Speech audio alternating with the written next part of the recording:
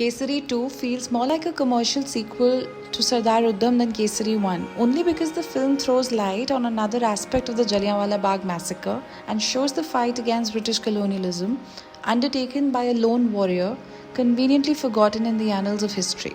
If Sardar Udham was felt to be more intense and artsy in its storytelling style and delivery, Kesari 2 is more a commercial take on one aspect of the aftermath of Jallianwala Bagh.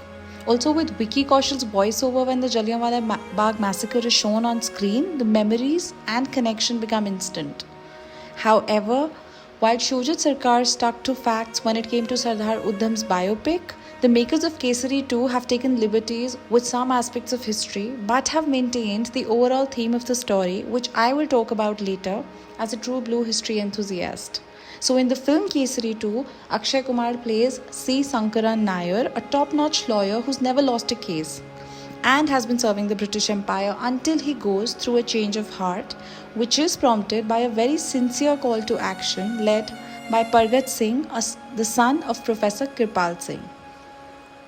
So Pargat Singh has seen the massacre of Jallianwala Bagh with his own eyes. He loses his mother and younger sister in it. And for some reason, I feel the need to mention him first because of the very sincere portrayal and performance of this young actor, Krish Rao. You see the torch of Inqilab and Kranti literally passed down through a letter to a changed man that Sankaran Nair becomes through the very ideology he once ridiculed. And that's what you call layering, or an excellent setup in the three-act structure. This also reminds me of a very small but important moment when Akshay Kumar receives a letter from Pargat's father, the professor who is in prison because of him. So the letter talks about an undying flame of revolution and change that could be carried forward and never lost. We then see a literal burning flame reflected in the glasses Akshay is wearing. A very small but perfect mix of form, camera work and context, which many will call layering again.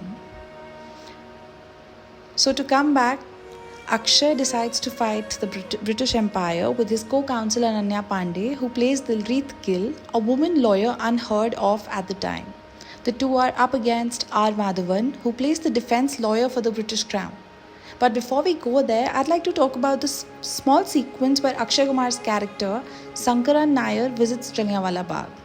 It is a dense scene, well planned and expected. And then suddenly, Teri Mitti begins to play at the right moment. But all of a sudden, it is halted by the arrival of Ananya Panday, whose character works more like a foil to drive the narrative forward. Most times, I felt Dilpreet Gill is the catalyst needed at urgent or opportune moments in Kesari 2 when the film wanted a quick change of scene. Having said that, Ananya was decent in her performance. As for Akshay Kumar, it was something to see him perform in some genuinely risky scenes that could have fallen flat had he not delivered, but the actor, for all his routine appearance and despite being too much in the audience's face, manages to deliver a worthy performance. But then again, the theatrics sometimes do go overboard. While R. Madhavan's performance is satisfactory, I felt his character wasn't that well written.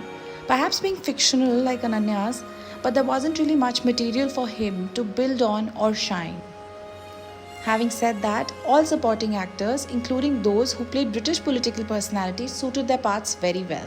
And I have to mention the actor Simon Day, who portrays General Dyer, the man responsible for the Jallianwala Bagh massacre.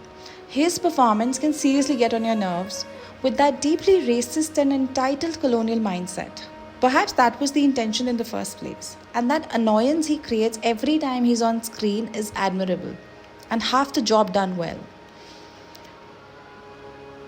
To talk about the screenplay, Kesari 2 is well executed, if not always well written. The first half an hour of the film to the first 45 minutes of it feel rushed, especially after the first 10 minutes, which Akshay had been requesting all not to miss. So in the beginning, the director tries to put in too much, too quickly, without letting anything simmer. For example, the scene where Nair visits Jallianwala Bagh, or how his change of heart happens, it's all done in a very rudimentary manner. Then the post-interval section with the classic courtroom battle between Madhavan and Kumar felt too laborious, predictable, one-tone and even to some extent monotonous. Thankfully, the performances by the lead and the supporting cast help sail us through. What I did like about the writing was the simple but some subtle layering done in a chronological tune of events. There are these small moments that become highlights and are done well in tune with the way they are shot, and that kind of redeems the flaws everywhere else in the writing. For example, there's the scene at the end of the film where Dyer is absolved of his field duties in the military. And this is the biggest dishonor for the well respected military leader that everyone keeps mentioning quite often in the film.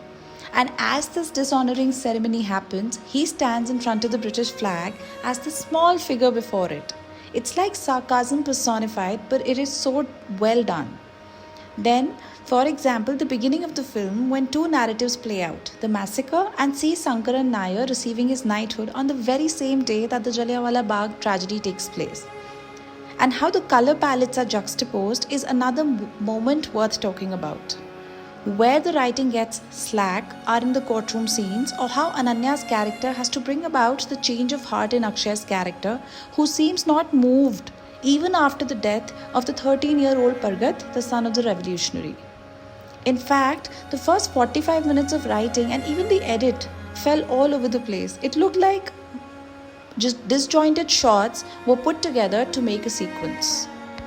It was not until some time had passed that the film found its footing, but then again, it does that on the strength of very few major sequences. So, for example, other bad writing examples I cannot get rid of are Nair's intro and exit scenes from courtrooms, the typical hero shots that should really have not been an area of focus. Perhaps this can be justified by saying that Kesari 2 is a commercial sequel and not something like a Sardar Udham, but still, these examples of bad writing did stand out.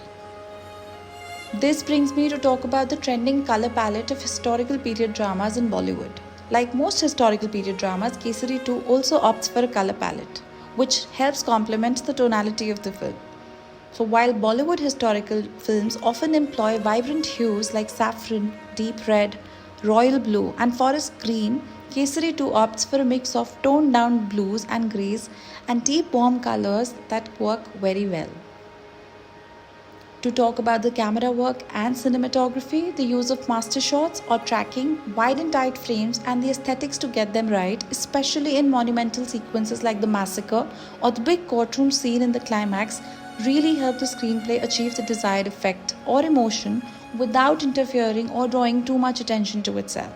However, the initial setup of the Jallianwala Bagh from 1919 did not feel very authentic to me. The nostalgic romanticism with which it was shown aesthetically to give a very vintage vibe to it looked very superficial. So by good cinematography, I generally don't mean something that draws attention to itself, minus the universe it is portraying, but something that is so well blended in the screenplay that it makes an organic universe of a film and complements it. This also reminds me that the background score of the film also does this to some extent. It gives us our moments of emotion backed by songs like Kithe Gaya Tu Saiya and O Shera, but also the much needed silence in courtroom scenes or when people are actually waiting their turn to speak, listen, and even acknowledge. However, having said that, even the courtroom scenes and elsewhere, sometimes the use of singular sounds like a thud or a heartbeat or beats to raise tension almost make a scene look caricaturish. But Teri Mitti's intervention is an exception. That B-Prack track draws the entire attention to itself. So while thematically Kesari 2 is a typical patriotic drama, it did feel quite out in tune with the times. It felt more of a contemporized version of dissent against the British Raj, and with the irony of having to face the same problems even today with our own people in an independent country looked tawdry to me. Even the empowered angle of Dilpreet Gill, who fought her parents to be a lawyer, is barely explored in the film.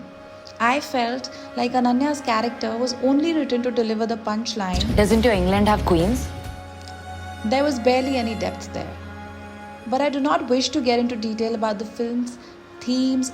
All I would say is, for a commercial entertainer, the clear dichotomies of right and wrong, British and Indian, worked just fine. Now, if I were to come back to the historical inaccuracies in the film, in reality, see Sankaran Nair resign from the Viceroy's Council after the Jallianwala Bagh massacre. In 1922, C. Sankaran Nair published Gandhi and Anarchy, a book in which he openly criticized Mahatma Gandhi's methods of non-violence, civil disobedience, and non-cooperation. He also directly accused Michael Udham, the then Lieutenant Governor of Punjab, of implementing policies that ultimately led to the massacre. In response, O'Dwyer filed a defamation suit against Nair in England, confident that the British legal system would rule in his favour. So Nair fought the case on Britain's home ground and not in India like it's shown in Kesari 2. The case went on for 5.5 weeks, making it the longest running civil trial of its time. But the makers of Kesari 2 take that liberty of adding fictional characters to add a feature, theatrical and commercial quality to its subject. This also makes Kesari 2 not just a courtroom drama, but a genre mix of documentary and feature both. I mention this because of the archival footage used in the film, or even the names of martyrs of the Jallianwala Bagh-massacre that roll on in the end credits, that felt and looked a bit different. Having said that, what stuck out for me was the production design. It didn't feel as embedded or deeply rooted in the timeline despite its tonality. For some reason, it lacked just that ounce of originality for me in that regard. And in a way, the makers make up for it by switching to imperial courts and castles, places where they're more comfortable in. But it did stick out separately for me. In all, I have to give it to the director Karan Singh Tyagi, who makes an impressive debut and has written the film with Amritpal Singh, which is inspired by the book The Case That Shook the Empire by Raghu Palat and Pushpa Palat. And Raghu happens to be the great-grandson of Sir Sankaran Nair. So the film's writers had enough material to draw from the book. But for a commercial entertainer in Bollywood, Kesari 2 adds some flavour of freshness to the theatre films that have released so far in 2025. This is what I thought about the film. Let us know your thoughts in the comments below, and don't forget to like, share and subscribe for more content like this.